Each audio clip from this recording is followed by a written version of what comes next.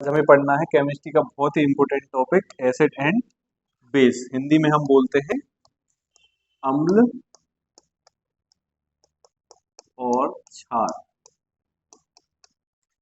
इसमें से बहुत सरल से क्वेश्चन आते हैं लेकिन बच्चे नहीं कर पाते क्योंकि कॉन्सेप्ट क्लियर नहीं होते। इसमें सबसे पहले हम पढ़ेंगे अम्ल। अब अम्ल कैसे होते हैं? अम्ल ऐसे यौगिक होते हैं जो जल में घुलने पर H+ आयन देते हैं। अगर हम किसी भी अम्ल को जल में घोलेंगे तो हमें H+ आयन प्राप्त होंगे। जैसे इसमें उदाहरण में लिखा हुआ है HCl।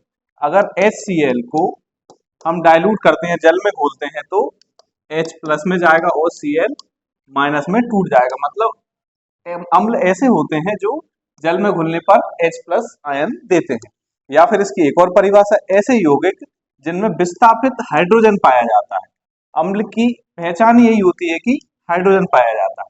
हाइड्रोजन जहां है वहां एसिडिटी होगी ही होगी। बिना हाइड्रोजन के हम एसिड को नहीं पहचान सकते। तो ऐसे यौगिक जिनमें विस्थापित हाइड्रोजन पाया जाता है अम्ल कहलाते हैं।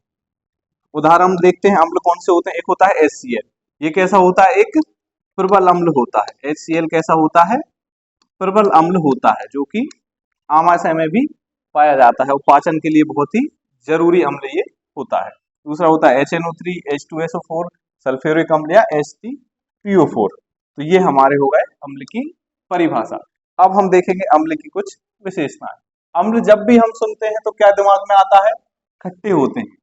अम्ल कैसे होते हैं? स्वाद में खट्टे होते हैं। अम्ल की एक मुख्य विशेषता होती है, अम्ल कैसे होते हैं? स्वाद में खट्टे होते हैं। और फल कैसे होते हैं स्वाद में? फल भी हम ज्यादातर देखते हैं तो स्वाद में खट्टे होते हैं। मतलब फल कैसे होते हैं?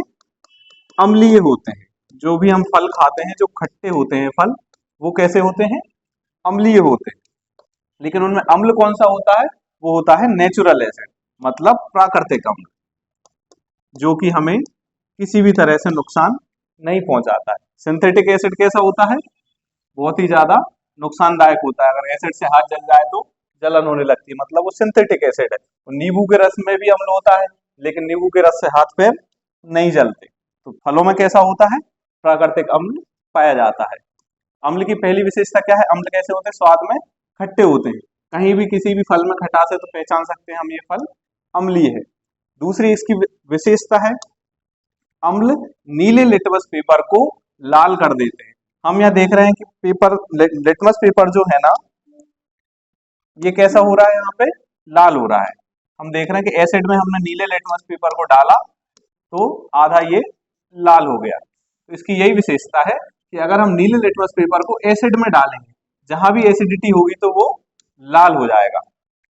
तो ये इसकी दूसरी विशेषता है कि नीले लिटमस पेपर को लाल कर देते हैं।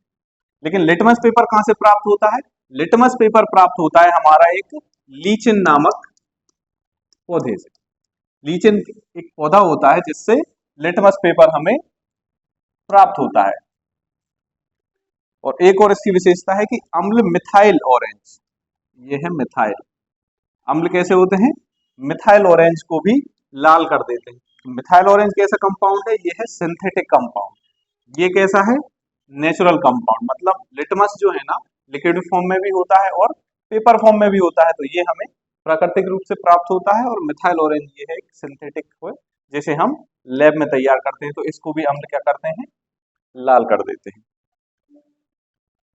अगली विशेषता क्या है? अम्ल कैसे होते हैं? अम्ल धातु के साथ अगर हम क्रिया करते हैं तो क्या बनाते हैं? हाइड्रोजन गैस बनाते हैं। अम्ल की अगर धातु के साथ क्रिया की जाए तो ये क्या करते हैं? हाइड्रोजन गैस निकालते हैं। तो अम्ल की हम धातु के साथ क्रिया करते हैं तो धातु हम ले लेंगे कौन सी? सोडियम। इसकी क्रिया करेंगे हम किसके साथ? HCl के साथ हम इसकी क्रिया कर देंगे। अब ये क्या हो गया? एक प्रबल अम्ल होता है। HCl क्या होता है? एक प्रबल अम्ल होता है। और सोडियम क्या होती है? एक धातु होती है। तो अगर हम इसकी क्रिया HCl से करते हैं तो हमें क्या प्राप्त होता है? इससे हमें प्राप्त होगा NaCl। सोडियम क्लोराइड और हाइड्रोजन गैस कहाँ होगी? बाहर निकल जाएगी। इसमें क्या होता है? अम्ल अगर धातु के साथ क्रिया करते हैं तो हाइड्रोजन गैस निकलती है। ये इसकी विशेषता होती है। हम किसी भी अम्ल को अगर धातु के साथ क्रिया कराएंगे तो वहां से हाइड्रोजन गैस बाहर निकलेगी। ये इसकी एक और विशेषता हो गई। इसकी एक और विशेषता क्या होती है अगली, अम्ल क्षार के साथ क्रिया होने पर, अम्ल की अगर क्रिया हम क्षार से करेंगे, अम्ल की क्रिया क्षार से अगर हम करते हैं तो पहली बात तो ये है कि अम्ल कैसे होते हैं, एसिडिक, मतलब इनकी पीएच क्या होता है, बहुत कम होता है, 7 से कम होता है। और क्षार कैसे होते हैं, क्षारीय ही होते हैं, इनका पीएच कहाँ होगा, 7 से 8, 9, 10 तक होगा। अगर कभी एसिडिटी होती है, किसी को भी अगर एसिडिटी होती है तो हम क्या करते हैं, सोडा पी लेते हैं। तो सोडा कैसा होता है, क्षारीय होता है। सोडा कैसा होता है, क्षारीय होता है। तो सोडा क्या करेगा, अगर अम्ल से कुछ भी क्रिया करेगा तो उसको कैसा कर देगा, उदासीन कर देता है। क्या कर देता है, उदासीन कर देता है। हमें जब भी एसिडिटी होती है हम क्या करते हैं, सोडा पी लेते हैं। सोडा पी लो तो उससे क्या होगा, एसिडिटी खत्म हो जाएगी, मतलब उसमें क्षार है वो उसको क्या कैसा कर देगा, उदासीन कर देगा। तो हम ये देखते हैं कि अम्ल क्षार के साथ क्रिया होने पर उदासीन लवण बनाते हैं। अब भाई एसिड है, एसिड में क्या मिलेगा, बेसिक कोई भी चीज क्षारीय कोई भी चीज मिलेगी तो उदासीन होगी, ये तो पहली चीज है। दूसरी, अब उदासीन होने के बाद कुछ तो कंपाउंड बनेगा। जब केमिस्ट्री की कोई भी क्रिया होती है तो कोई नया कंपाउंड बनता है, तो वो क्या बनते हैं, यहाँ पे लवण हमारे तैयार हो जाते हैं। तो हम एसिड लेते हैं कौन सा, हम प्रबल एसिड लेते हैं भाई, HCl। अगर हम HCl लेंगे, जैसे हमने HCl लिया, ये क्या है, एक प्रबल अम्ल है। अगर मान लो पेट में HCl की मात्रा ज्यादा बढ़ जाए तो पेट में जलन होने लगती है। जब कभी हम बहुत ज्यादा ऐसा तेल वाला खाना या बहुत ज्यादा तेज मिर्च खा लेते हैं तो उससे क्या होता है, पेट में एसिडिटी हो जाती है। तो HCl बढ़ गया, मतलब HCl बहुत ज्यादा अम्लीय होता है। HCl बढ़ा, इसकी क्रिया हम किससे कराएंगे, NaOH से करा देंगे। वो NaOH क्या है, ये एक क्षार है। अब क्या होगा, हमें एक उदासीन लवण प्राप्त होगा। तो इसमें क्या है हमारे पास, Na और Cl, तो इसकी क्रिया होगी तो क्या बनेगा, NaCl। NaCl क्या है, एक लवण है, इसको हम नमक भी बोलते हैं। क्या बनेगा, ये नमक बन जाएगा जो कि उदासीन होता है। और क्या होगा इसमें, बचा क्या, H2, मतलब हाइड्रोजन। यहाँ पे हमारे पास हाइड्रोजन और ऑक्सीजन यहाँ पे बच रही है, तो बनेगा क्या, जल। मतलब अगर हमें एसिडिटी होगी और हम अगर कोई भी सोडा पी लेंगे तो उससे उदासीन लवण बन जाएंगे और आखिरी में जल बचेगा। इसीलिए जब भी एसिडिटी होती है तो हम सोडा पी लेते हैं। अगली इसकी विशेषता है वो हम लिख लेते हैं, एसिड की क्रिया, मतलब अम्ल की क्रिया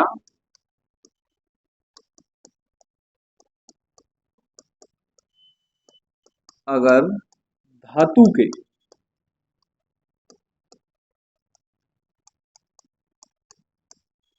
कार्बोनेट से कराते हैं,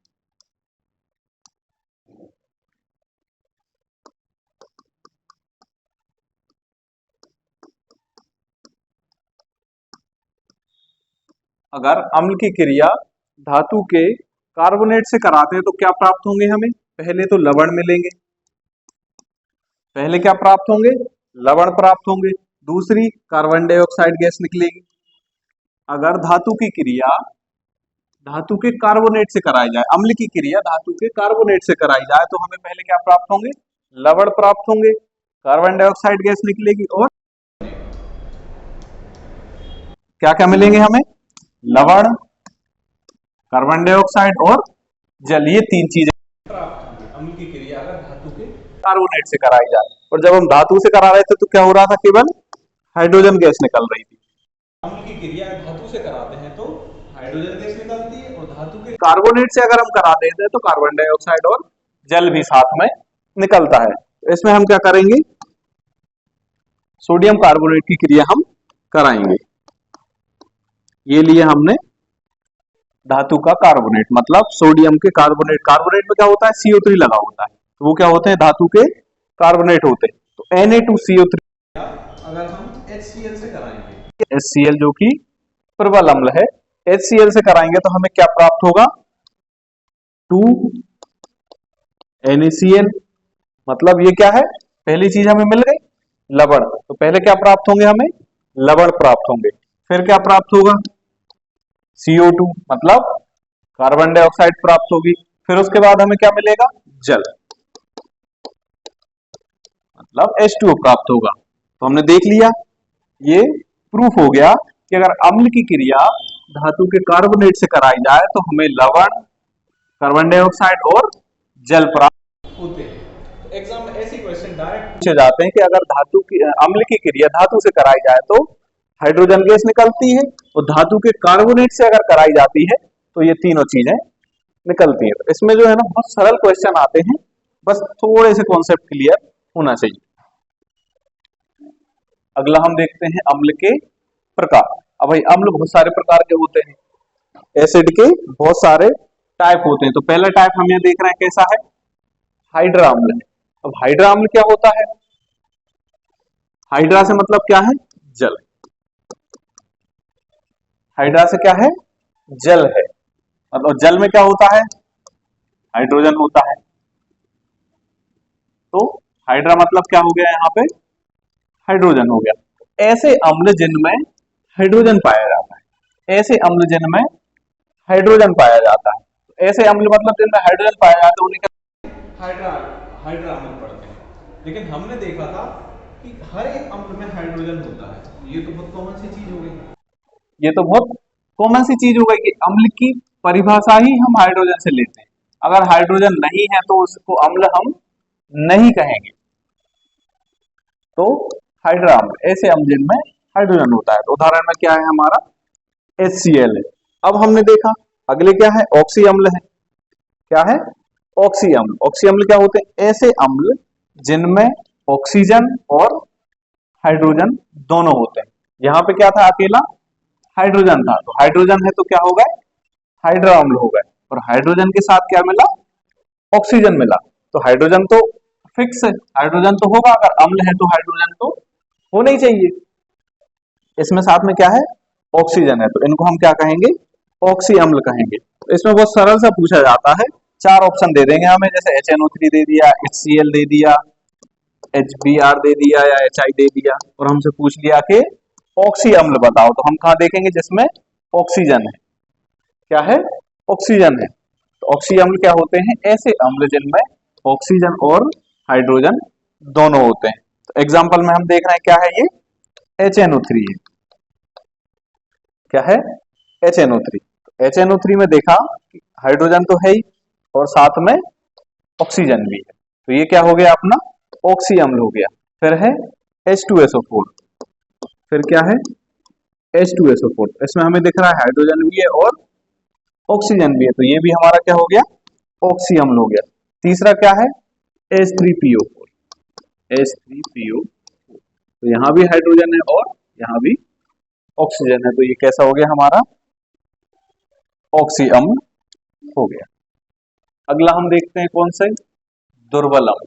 दुर्बल अम्ल क्या होते हैं, दुर्बल अम्ल होते हैं ये पूरी तरह से आयन में परिवर्तित नहीं होते। मतलब इनको अगर हम जल में घोलेंगे तो हमें बहुत सारे, मतलब पूरी तरह से ये आयनाइज्ड नहीं होंगे। इनकी एक और होती है खासियत, ये कैसे होते हैं, प्राकृतिक अम्ल होते हैं।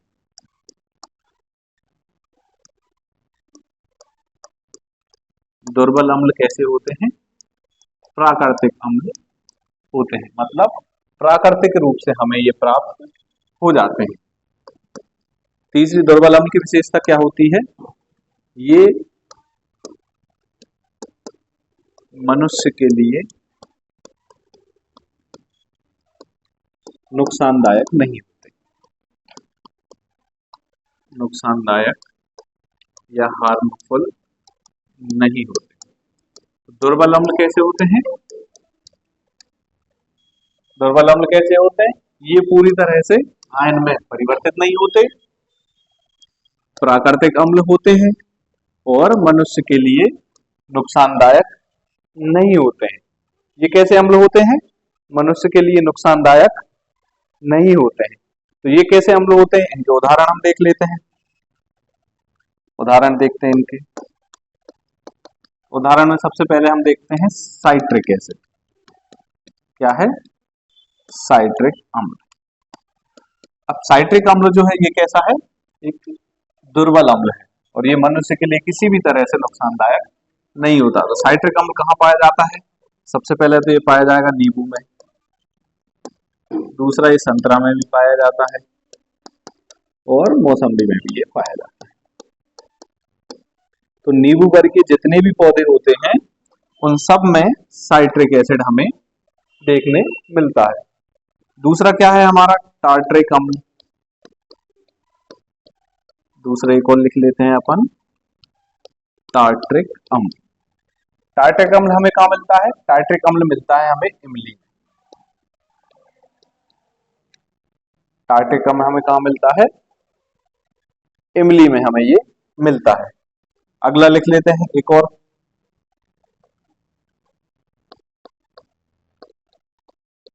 फार्मिक अम्ल। अगला क्या है, फार्मिक अम्ल। ये कहाँ पाया जाता है, चींटी के डंक में पाया जाता है। अगर चींटी काटती है तो हमें हल्की सी जलन होती है, लेकिन बहुत ज्यादा जलन नहीं होती, इंसान मरता नहीं है चींटी के काटने से। उसमें कौन सा होता है, फार्मिक अम्ल होता है। इसका एक और नाम होता है, इसको हम बोलते हैं मेथेनोइक। इसको हम क्या बोलते हैं, मेथेनोइक अम्ल। फार्मिक अम्ल को ही मेथेनोइक अम्ल बोला जाता है। और इसके उदाहरण हम लिखते हैं, इसके उदाहरण कौन से हैं, अब हम लिखते हैं, एक मैलिक अम्ल होता है, मैलिक अम्ल। मैलिक अम्ल कहाँ होता है, सेव फल में मैलिक अम्ल पाया जाता है। हम जब सेव फल खाते हैं तो हमें क्या प्राप्त होता है, मैलिक अम्ल हमें प्राप्त होता है। एक होता है लैक्टिक अम्ल, लैक्टिक अम्ल क्या है, लैक्टिक अम्ल।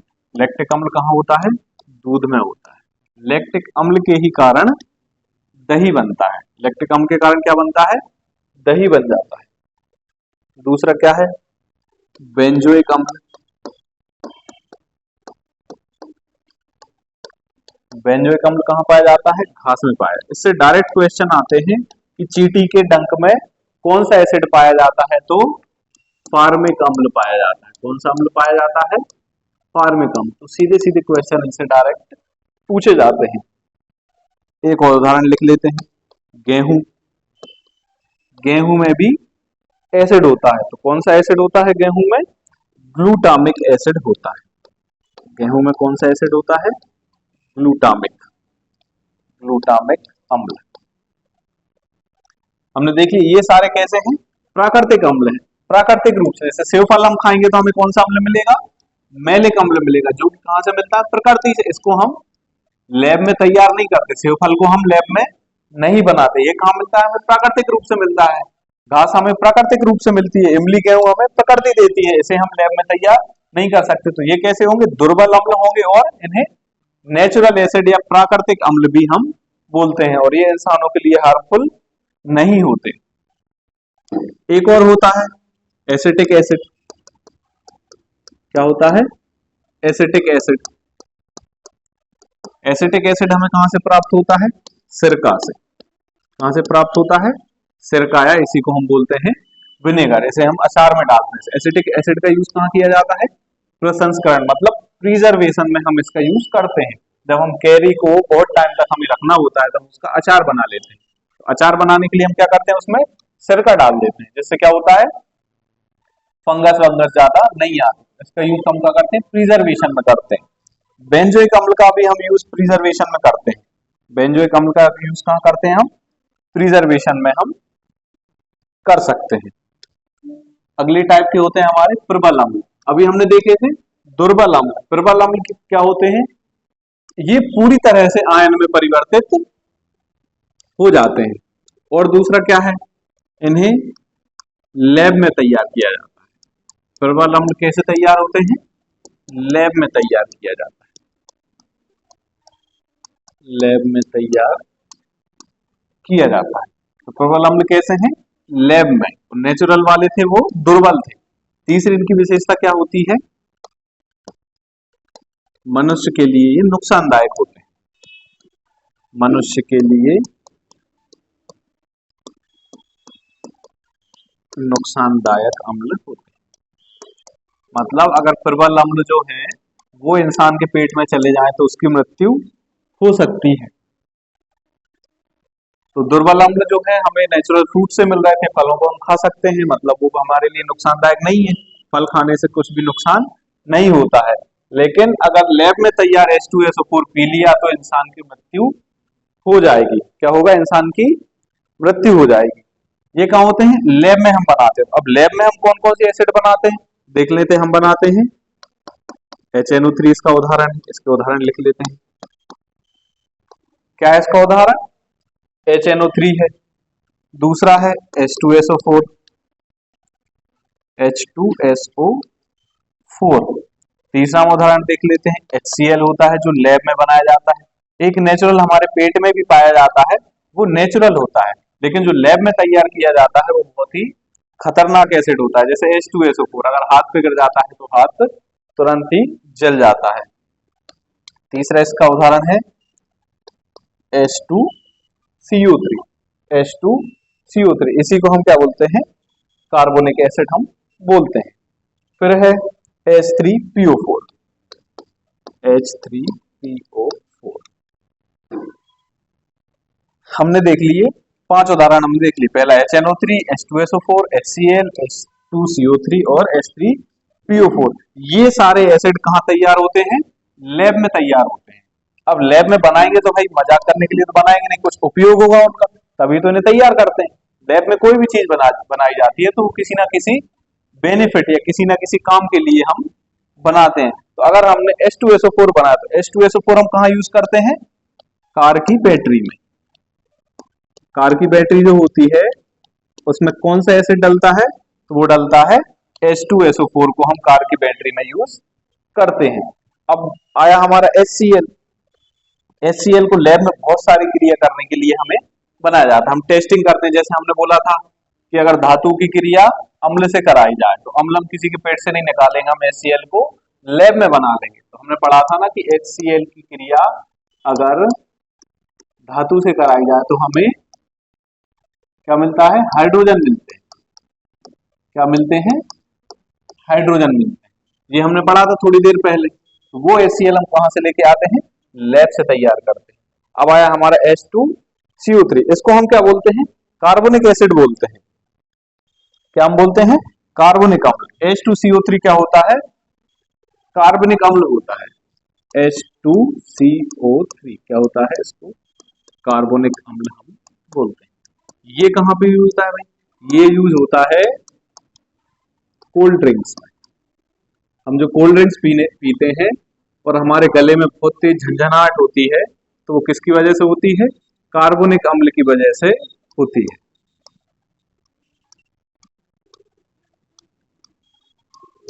कोल्ड ड्रिंक्स,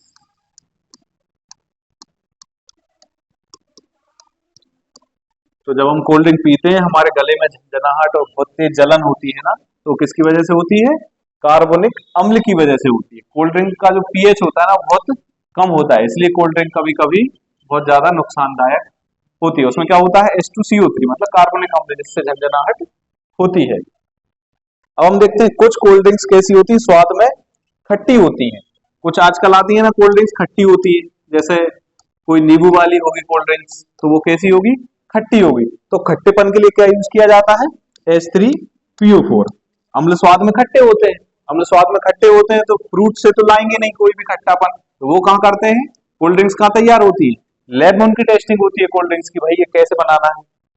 तो उसमें खट्टापन लाने के लिए H3PO4 का यूज हम करते हैं।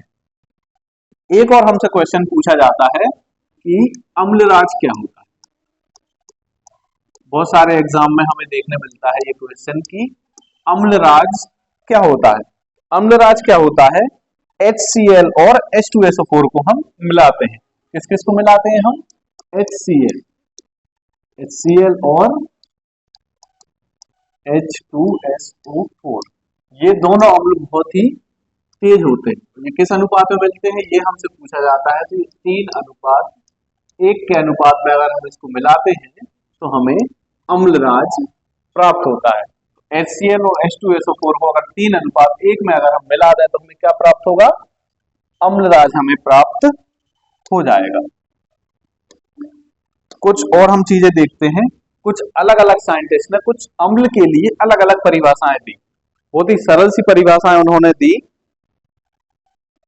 जैसे एक साइंटिस्ट आए अर्हीनियस, कौन से साइंटिस्ट आए, अर्हीनियस। ये कभी कभी डायरेक्ट पूछा जाता है कि अम्ल के बारे में अर्हीनियस ने क्या कहा, या अर्हीनियस के अनुसार अम्ल क्या होते हैं।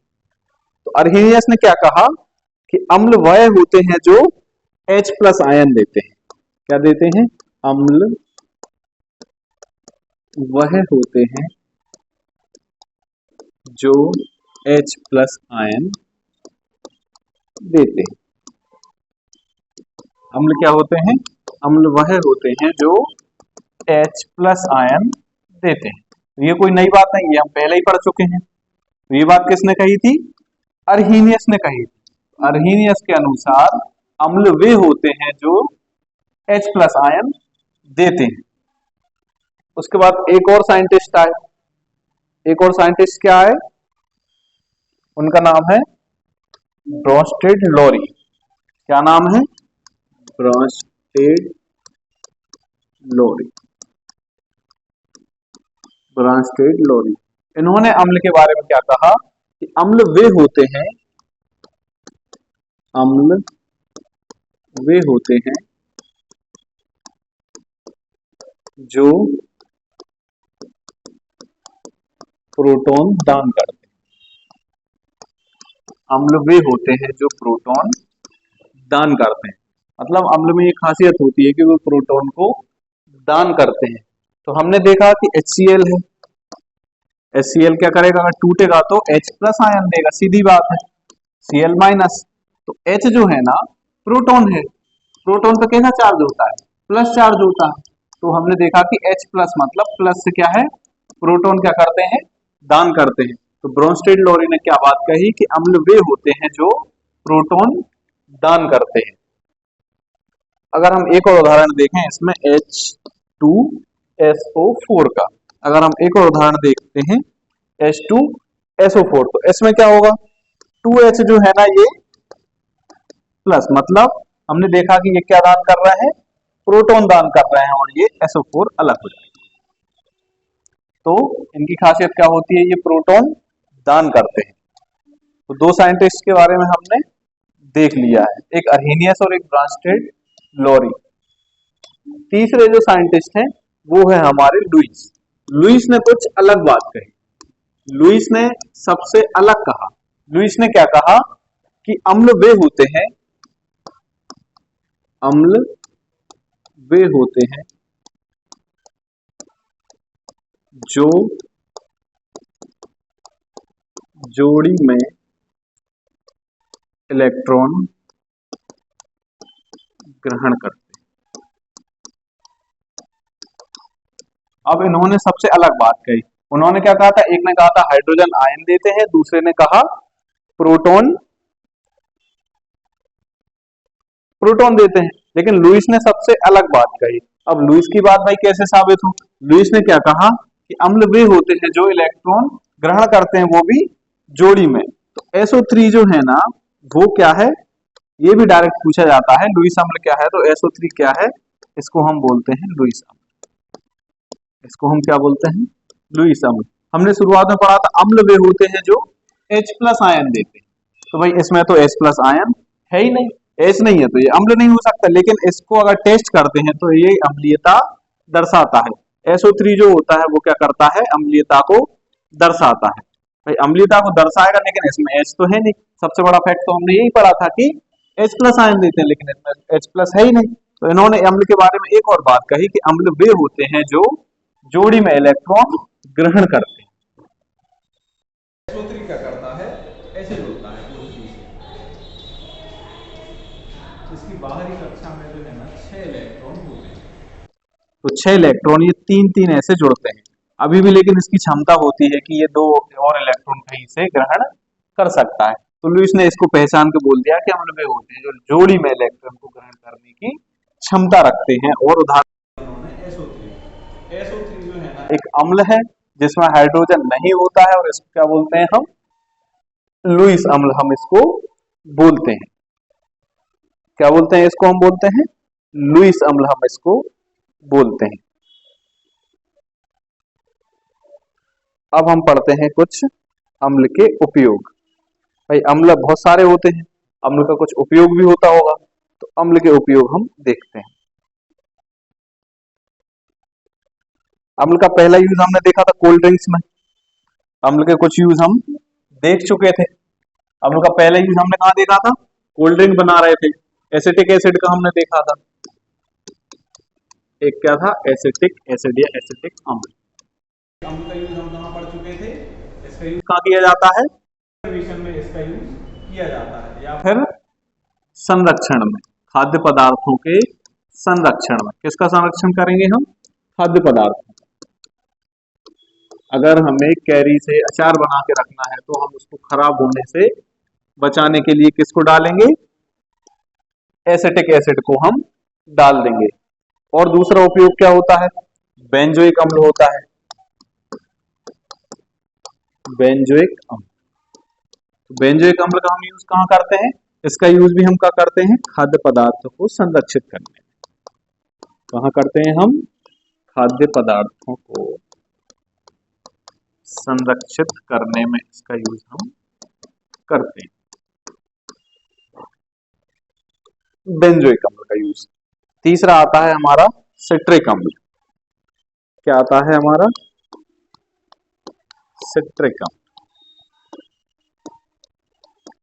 तीसरी चीज क्या है हमारी, सिट्रिक अम्ल।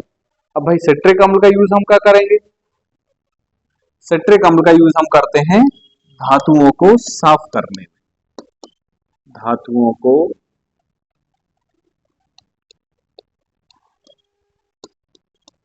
साफ करने में हम सिट्रिक अम्ल का यूज करते हैं।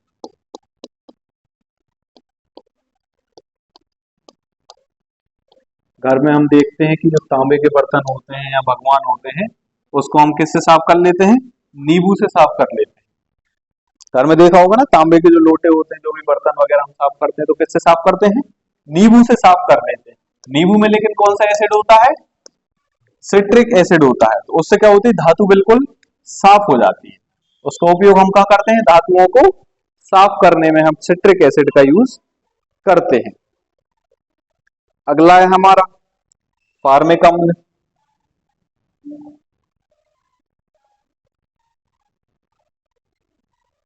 अगला हम देख लेते हैं यहाँ पे फार्मिक। फार्मिक अम्ल का यूज कहाँ करते हैं हम, चमड़ा उद्योग में हम फार्मिक अम्ल का यूज करते हैं। तो डायरेक्ट क्वेश्चन हमसे ऐसे पूछे जाते हैं कि किस एसिड का यूज हम कहाँ कहाँ कर सकते हैं। तो फार्मिक अम्ल का यूज हम कहाँ करते हैं, चमड़ा उद्योग में हम करते हैं। अगला एसिड देखो, अगला है हाइड्रोक्लोरिक। हाइड्रोक्लोरिक जो है ना, ये बहुत काम का एसिड होता है। ये क्या होता है, बहुत सारे काम में हाइड्रोक्लोरिक अम्ल का यूज हम कर सकते हैं। हाइड्रोक्लोरिक अम्ल, हाइड्रोक्लोरिक अम्ल का कहाँ करते हैं, पीवीसी पाइप वाइप जहां बना जाते हैं ना, पीवीसी पाइप मतलब प्लास्टिक के पाइप जो बोरवेल वगैरह में यूज होते हैं, वहां हम इसको कर सकते हैं। इसका यूज कहाँ किया जाता है, और औषधियों में इसका यूज हम कर सकते हैं। औषधियों में, कुछ मेकअप के सामानों में भी इसका यूज किया जाता है हाइड्रोक्लोरिक अम्ल।